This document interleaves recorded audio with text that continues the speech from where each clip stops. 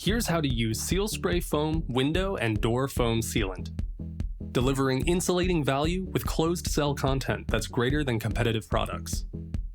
Here's what you'll need: eye protection, adhesive repellent gloves, respirator in some cases, professional gun applicator. For overhead applications, use our special angled gun foam cleaner or other acetone spray. And here's how to use it. Make sure all application surfaces are clean and dry.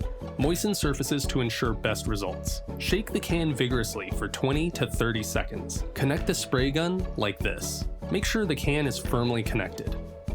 Open the control knob, turn the can upside down and start applying like this. When applying foam in layers, make sure to moisten the previous layer before applying a new one. Wipe gun tip after each application.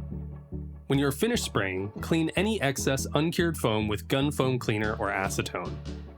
And that's it. You're done. Save money with our high-yield, low-pressure foam that seals gaps around windows and doors without bowing or causing damage. Seal Spray Foam window and door foam sealant. Just another smart solution from the Seal Spray Foam family of products that helps you